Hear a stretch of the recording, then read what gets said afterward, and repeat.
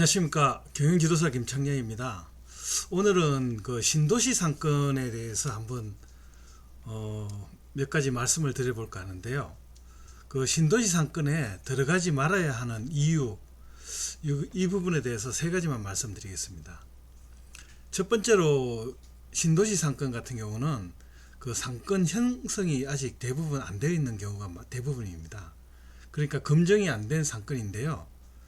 보통 이제 상권이 형성되려면은 2년이나 3년 정도의 기간이 소요가 되는데, 뭐 소상공인 사장님들 같은 경우는 뭐 먼저 들어가서 선점하겠다고 하는 그런 측면에서 그 신도시 상권으로 이제 입지를 정하고 그 사업을 시작하는 경우를 많이 볼 수가 있는데요.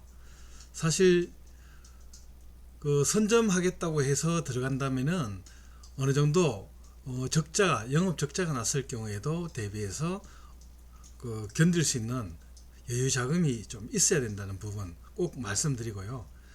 보통 창업하고 나서 영업이 안정권에 접어들려면은 아무리 적게 걸려도 6개월은 걸립니다.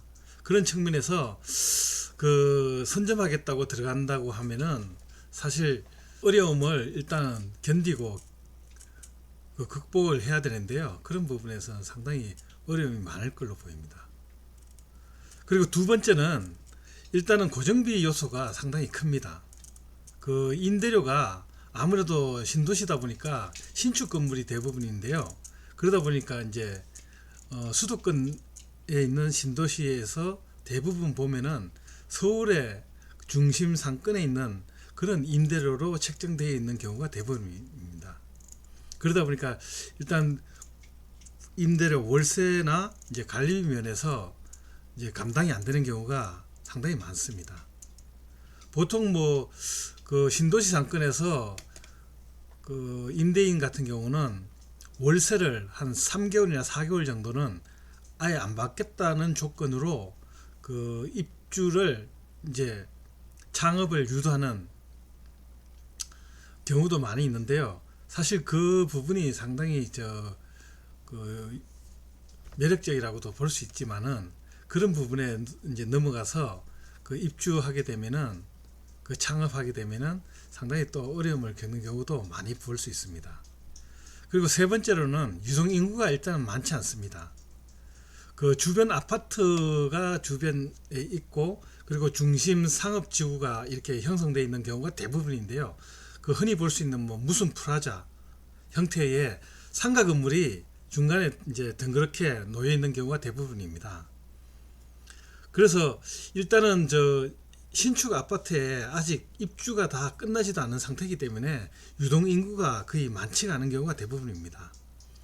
만약에 그래도 그 신도시 상권에 들어가서 한번 사업을 하겠다고 하시는 분들은 한번 그 예상 입지 장소를 한번 가보셔서 하루 종일 한번 그 유동 인구가 어느 정도 되는지 그런 부분에 대해서 한번 실제로 눈으로 보고 경험하는 것도 상당히 그 도움이 많이 될 거로 보입니다.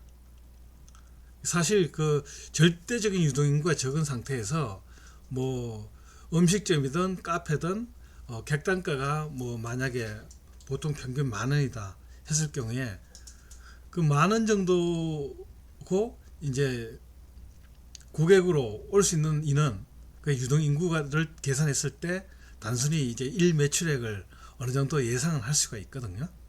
그런 측면에서는 하여튼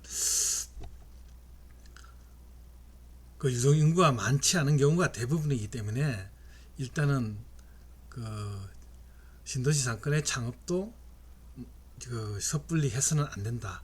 이런 부분에 대해서 꼭 말씀을 드리겠습니다. 예, 오늘은 그 신도시 상권에 들어가지 말아야 하는 이유에 대해서 간단하게 말씀드렸습니다. 예, 이상 마치겠습니다.